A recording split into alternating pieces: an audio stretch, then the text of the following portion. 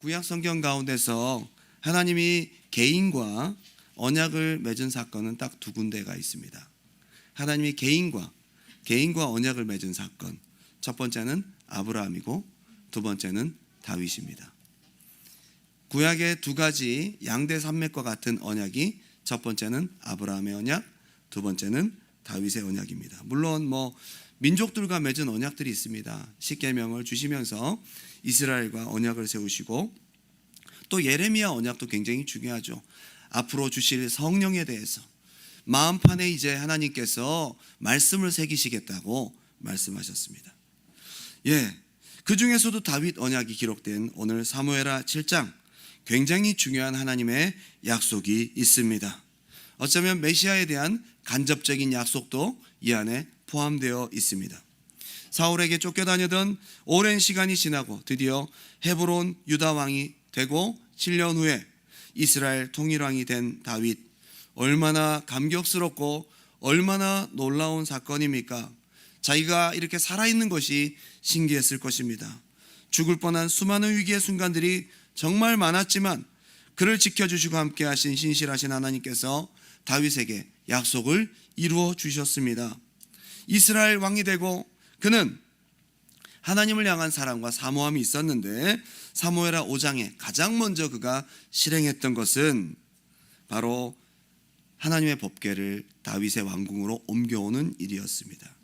다윗에게는 늘 하나님이 우선순위였습니다. 어느 날 다윗성에 편안히 거하고 있을 때에 다윗이 자기의 우러나오는 진심을 선지자 나단에게 표현합니다. 다윗은 늘 하나님을 생각하잖아요. 사무엘하 7장 1절입니다. 여호와께서 주위의 모든 원수를 무찌르사 왕으로 궁에 편안히 살게 하신 때에, 보통 편안하면 하나님 잊어버리거든요. 그렇게 편안할 때 다윗이 생각합니다.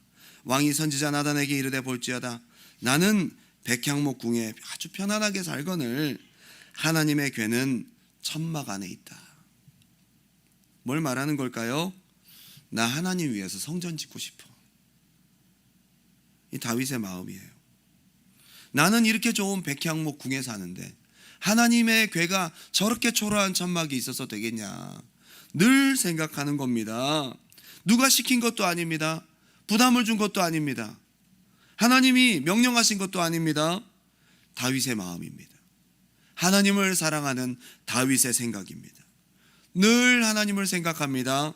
힘들 때도 하나님, 자기가 평안하고 안전할 때도 나만 이렇게 살아서 되겠느냐. 그래서 하나님을 또 생각하는 다윗, 참 기특하잖아요. 사무엘하 7장 3절, 나단이 왕께 아뢰되 여호와께서 왕과 함께 계시니 마음에 있는 모든 것을 행하소서 하니라. 나단 선지자가 듣기에도 참 귀한 마음입니다. 그런데 이 다윗의 마음을 하나님이 너무도 귀하고 기특하게 보셨나 봐요. 흐뭇하게 생각하신 겁니다. 하나님을 향한 진정 어린 생각, 하나님을 위해서 드리고 싶은 우러나오는 사랑을 하나님께서 보시고 성전을 지은 것도 아닌데 그 마음 하나, 나단에게 표현한 그 말 한마디들을 들으시고 그날 밤 나단이 집에 돌아갔을 때에 나단에게 하나님이 말씀하신 것이 다윗의 언약입니다. 사무엘하 7장 4절 읽어드립니다. 그 밤에 여호와의 말씀이 나단에게 임하여 이르시되 가서 내 종 다윗에게 말하기를 여호와께서 이와 같이 말씀하시되 네가 나를 위하여 내가 살 집을 건축하겠느냐. 내가 이스라엘 자손을 애굽에서 인도하여 내던 날부터 오늘까지 집에 살지 아니하고 장막과 성막 안에 다녔나니 이스라엘 자손과 더불어 다니는 모든 곳에서 내가 내 백성 이스라엘을 먹이라고 명령한 이스라엘 어느 지파들 가운데 하나에게 내가 말하기를 너희가 어찌하여 나를 위하여 백향목집을 건축하지 아니하였느냐고 말하였느냐. 다윗아, 건축은 무슨 건축이냐. 나 그거 시킨 적도 없고 바라지도 않는다. 하나님이 그렇게 말씀하시네요. 다윗의 마음을 받으신 거죠. 하나님은 마음을 받으신 것이지 건축이나 이런 것들을 바라신 것이 아니었어요. 근데 8절, 그러므로 다윗의 이 기특한 마음을 받으셨으므로 이제 내 종 다윗에게 이와 같이 말하라.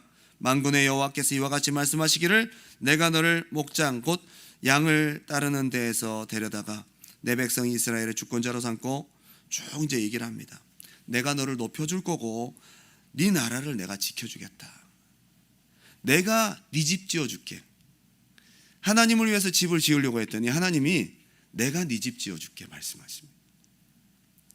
12절 네 수완이 차서 네 조상들과 함께 누울 때에 네 몸에서 날 다음 왕이 성전 건축하게 될 거다. 내가 그에게 은혜를 베풀 거다라고 얘기를 하십니다. 그리고 16절에 굉장히 중요한 메시아의 언약으로 마무리를 지어요. 네 집과 내 나라가 내 앞에서 영원히 보존되고 네 왕위가 영원히 견고하리라. 다윗의 왕위가 영원할 수는 없는 거죠. 영원한 하나님의 나라의 왕권은 누가 가지고 있습니까?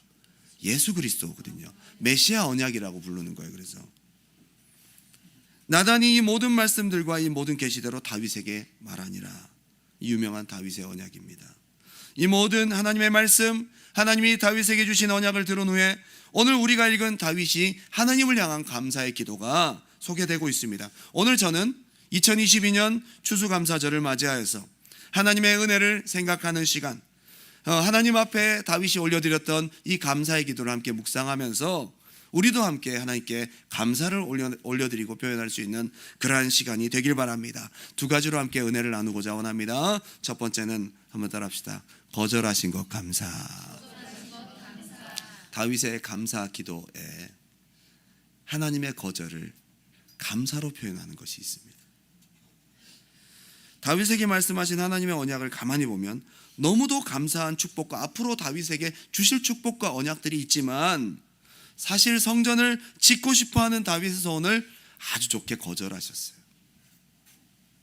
볼까요? 사무엘 7장 12절 13절 네 수완이 차서 네 조상들과 함께 누울 때 너 죽을 때 내가 네 몸에서 날 네 씨 아직 솔로몬이 태어나지도 않았습니다. 네 씨를 네 뒤에 세워 그의 나라를 견고하게 할 거다. 그는 내 이름을 위하여 집을 건축할 거다. 나는 그의 나라 왕위를 견고하게 할 거다.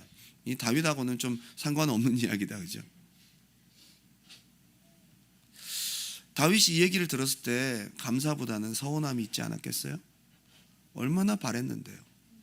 자기 집을 짓겠다고 하는 것도 아니고. 다윗의 마음을 아시잖아, 하나님이. 얼마나 하나님을 위해서 하고 싶었던 소원인데요. 얼마나 원하는지 하나님 다 아시는데요. 하나님이 그거 안 받으시겠다고 좋게 거절하셨어요. 다윗은 늘 이것만 생각했어요. 왕이 되면 법궤를 옮겨오고 왕이 되면 성전을 지을 생각부터 있었단 말이에요. 다윗의 평생의 수건이고 꿈이었어요. 늘 자나깨나 마음이 어떻게든 성전을 짓고 싶었던 인생의 가장 중요한 목적이 있었는데 그걸 하나님이 좋게 거절하셨어요. 심지어 역대상 22장 6절에는 하나님이 거절하신 이유까지 이렇게 설명해놨어요.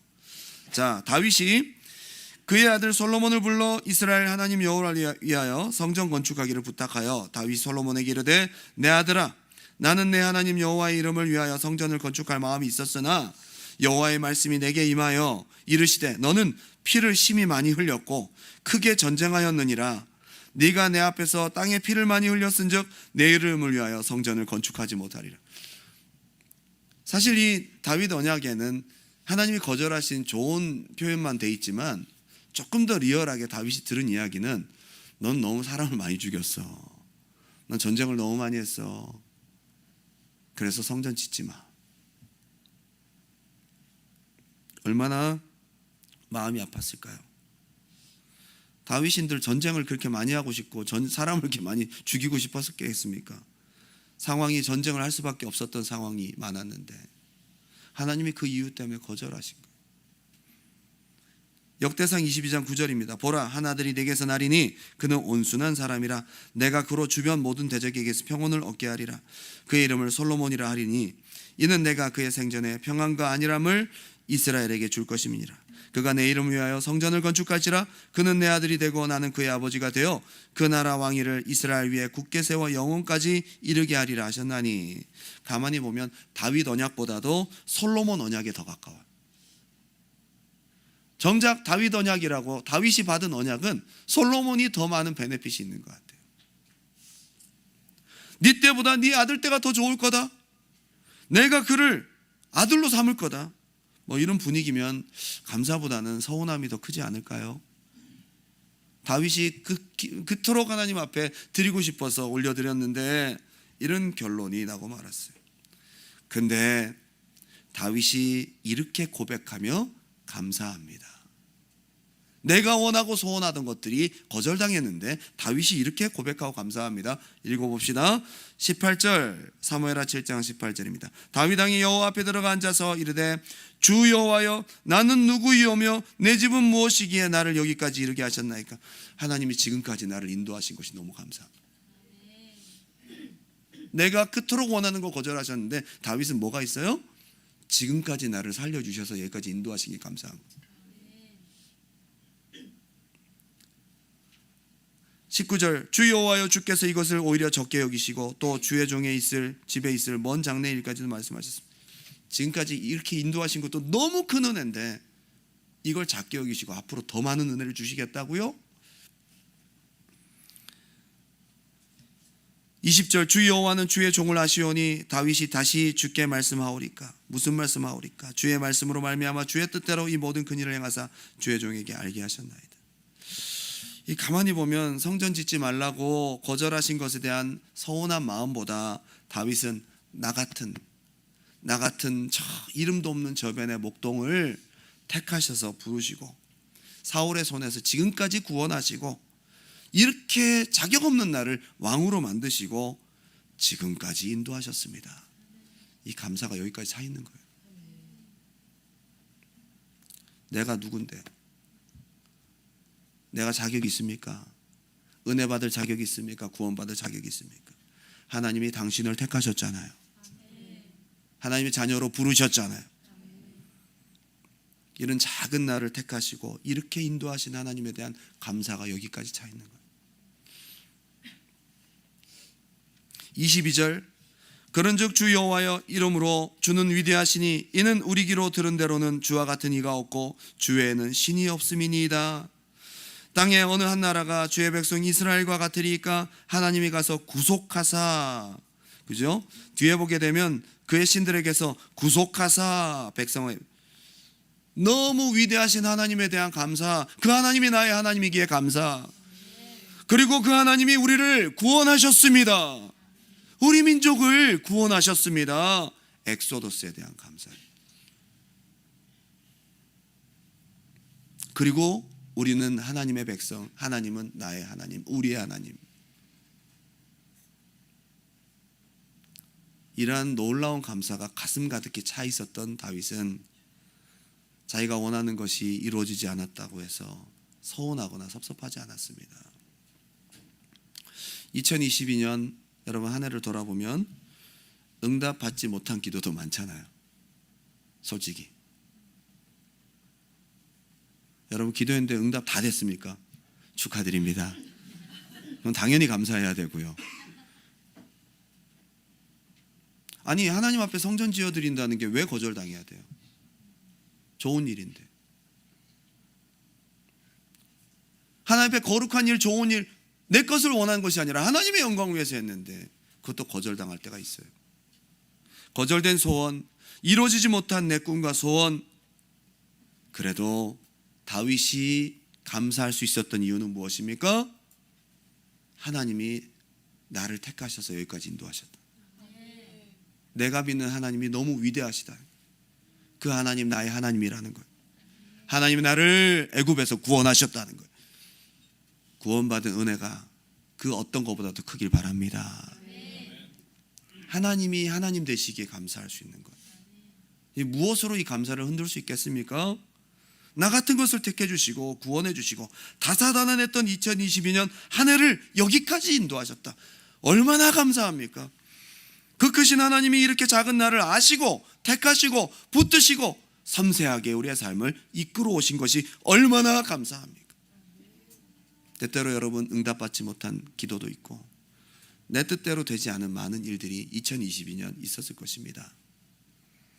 그럼에도 여러분 안에 그보다 뛰어넘는 놀라운 가득 찬 감사가 하나님의 하나님 되심, 하나님이 나를 구원하심에 감사가 되길 바랍니다. 아까 우리가 찬양을 들었잖아요. 길가에 장미꽃 감사, 장미꽃 가시도 감사. 응답하신 기도 감사. 근데 거절하신 기도는 감사하기가 쉽지 않다, 그죠? 그래도 감사. 왜요? 여러분, 우리가 믿는 하나님이 위대하신 하나님이시기 때문에, 하나님이 당신을 택하셨기 때문에, 하나님의 당신의 모든 죄를 사하시고 구원하셨다는 것입니다. 참 감사합니다. 올 한 해를 덜어봅시다. 1분마다 30명의 아이들이 5살 생일을 맞이하지 못하고 죽어가고 있다고 합니다. 1분마다. 하루 550명이 전쟁이나 내전으로 죽는다고 하는데 올해는 더 많겠다. 이게 작년 통계니까요. 1640명의 어린이가 전쟁 내전으로 다치고 있고 하루 274명의 어린이들이 전쟁과 내전으로 부모를 잃는데요. 세계에서 약 12억의 인구입니다. 거의 한 4분의 1 정도 되는 12억의 인구가 하루에 주스 한 캔을 살 수 있는 돈보다도 적은 돈으로 하루를 살아가고 있다. 교통사고로 목숨을 잃거나 인생이 완전히 바뀌는 경우도 이 순간 많이 있을 것입니다. 순간순간 고속도로를 수없이 달리면서 가끔가다 아찔한 순간들도 얼마나 많았습니까? 지금 내가 여기 있고 사랑하는 가족들이 함께 있고 하나님을 섬기고 기도할 수 있는 예배의 자리에 나와 있으니 얼마나 감사합니까? 지금 요즘 이제 시대가 어려워지니까 코로나 이전보다 푸드뱅크 사용자가 급증하고 있대요. 최대 무료 급식소에서 통계가 나왔는데 한 달에 6만 명이 찾던 그 급식소가 3배가 넘는 18만 명이 한 달에 찾고 있대요. 참 시대가 점점 어려워지고 있습니다. 그럼에도 하나님께서 우리를 안전하게 지켜주시고 여기까지 인도하셨잖아요. 연세의료원 원목실에서 평생을 일하시며 헌신하신 김봉남 전도사님의 간증을 제가 들었습니다. 많은 환자들을 보았는데요, 손이 잘린 환자들이 울면서 이런 얘기를 하더라는 거예요. 내가 내 아들 머리를 한 번만 쓰다듬어 보았으면 좋겠다. 내 아내의 얼굴을 한 번만 만져볼 수 있으면 참 행복하겠다. 우린 2손 다 있는데, 그렇죠? 그런데 유방암 전이로 팔 자체를 절단한 아주머니는 손은 없어도 팔이 있으면 아들과 아내를 안을 수 있지 않겠나. 이 팔이 없는 사람은 또 그런 사람도 부러운 거죠.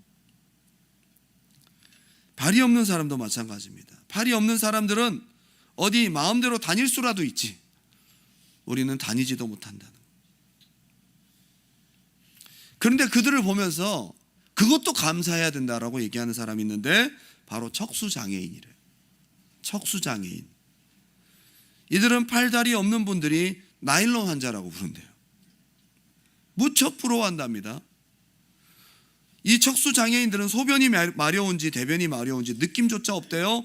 그래서 수고하시는 박찬일 교수님이라는 연세의료원 교수님은 하루에 4번에서 6번씩 방광훈련 치료를 하는데 30분 이상을 방광을 두들겨 자극해서 소변을 내보내야 겨우겨우 대소변을 볼 수 있다는 거예요.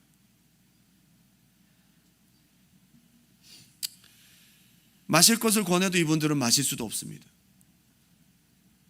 김봉남 전도사님은 이 모든 것들을 다 보면서 밥 먹을 때만 감사기도 하는 게 아니라 화장실 가서도 감사기도 하고, 감사한 마음으로 보니까 모두가 다 감사하고 하나님이 지금까지 나를 이렇게 인도하신 것 자체가 얼마나 감사한지. 우리가 감사를 너무 많이 놓치고 살고 있다는 거예요. 그런데 우리가 결코 잊어서는 안 될 진짜 중요한 큰 감사 제목이 뭔지 아세요? 예수 그리스도로 말미암아 영원한 지옥 형벌을 우리가 면하게 되었다는 거예요. 자격 있습니까? 죄가 얼마나 많은데. 여러분, 죄는 돈으로 안 됩니다. 죄는 돈으로 안 됩니다. 여러분 노력으로 되지 않습니다. 착하게 살 수는 있겠지만 죄가 없어지지는 않습니다. 죄 한 가지를 우주에 억만금을 들여도 없앨 수 없습니다. 이 불가능한 것은 단 한 가지, 예수 그리스도의 피로만 가능합니다.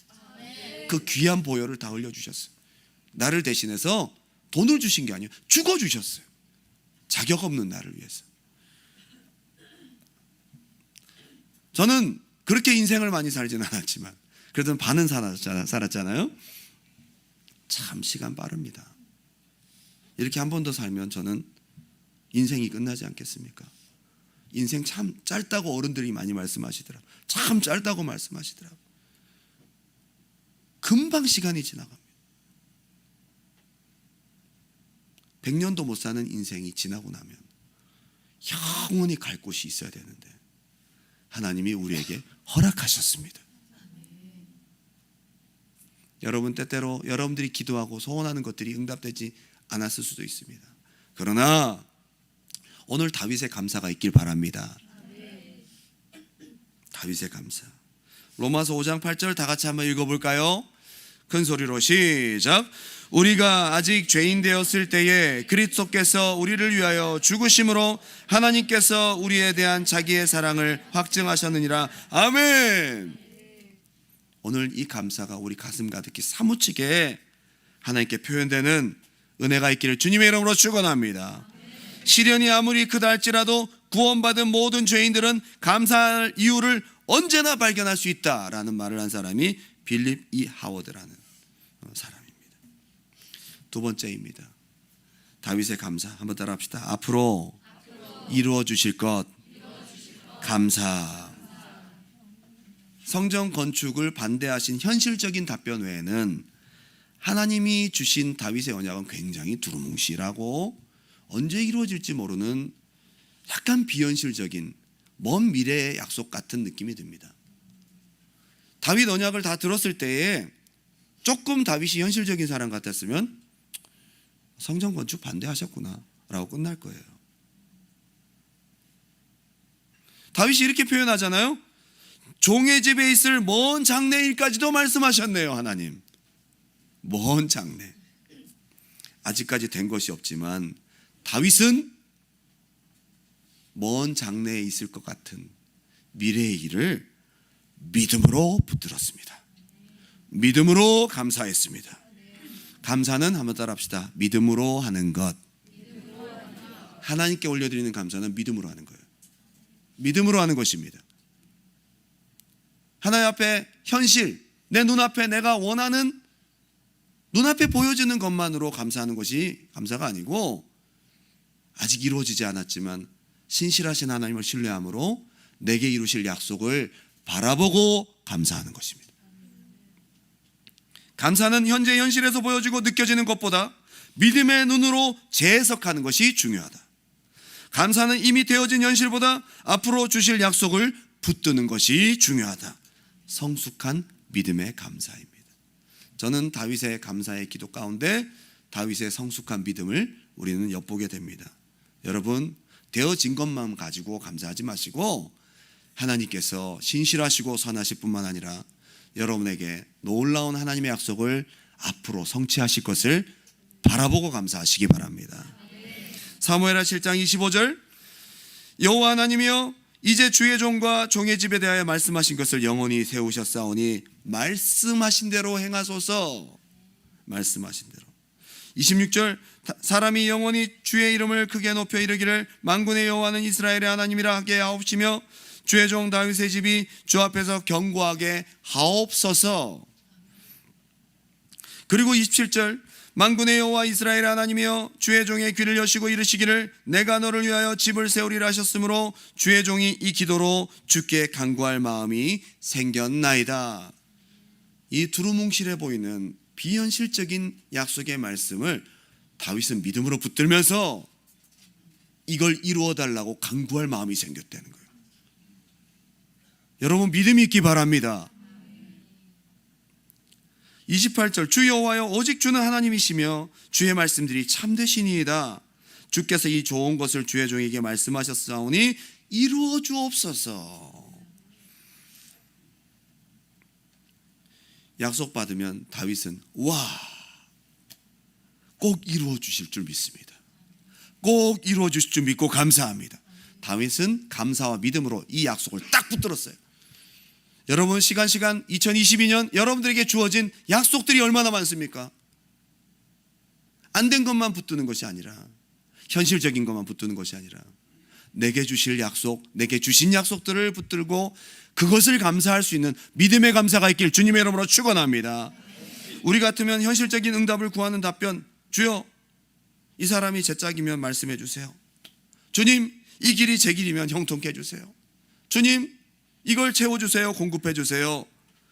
그건 거절하시면서 내가 먼 미래에 너의 믿음을 성장시키리라. 앞으로 너에게 은혜를 크게 부어주리라. 이것은 뭔가 그렇게 현실적이지 않게 보여지는 의기소침한 마음들이 있을 때도 있잖아요. 다윗은 그렇게 받아들이지 않았어요. 다윗은 미래의 약속을 감사함으로 꼭 붙들었다는 것입니다. 8장에서 바로 확인할 수 있어요. 다윗의 삶이 8장에 달라집니다. 다윗의 열매가 나타나기 시작합니다. 이 약속하신 다윗 언약이 이루어지기 시작합니다. 바로 8장부터요. 사무엘하 8장 1절, 그 후에 이제 언약을 받은 후입니다. 다윗이 블렛 사람들을 쳐서 항복을 받고 블렛 사람들의 손에서 메덱 암마를 빼앗으니라. 다윗이 또 모압을 쳐서 조공을 받았다.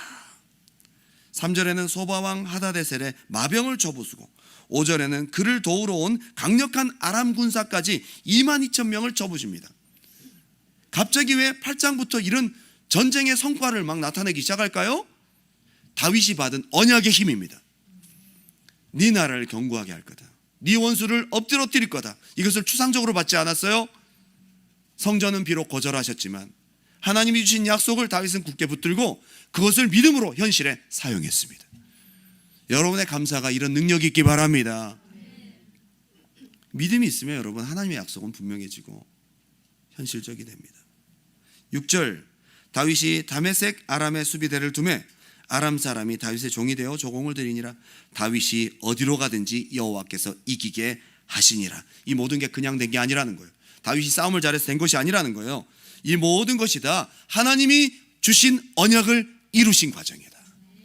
그것을 믿음으로 붙든 다윗은 감사함으로 주신 언약을 이루어 나갑니다. 13절, 다윗이 소금 골짜기에서 에돔 사람 18,000명을 죽여 죽이고 돌아와서 명성을 떨치니라. 저는 큐티를 하면서 너무도 감사한 것이 에돔 족속을 18,000명 죽였다고 해서 유명해졌다고 여기 표현하고 있거든요. 근데 이것이 앞에 주신 약속과 정확하게 매칭이 됩니다. 사무엘하 7장 9절, 다윗 언약의 일부입니다. 한번 읽어볼게요. 사무엘하 7장 9절 시작. 네가 가는 모든 곳에서 내가 너와 함께 있어 네 모든 원수를 네 앞에서 멸하였은즉 땅에서 위대한 자들의 이름같이 네 이름을 위대하게 만들어 주리라. 아멘.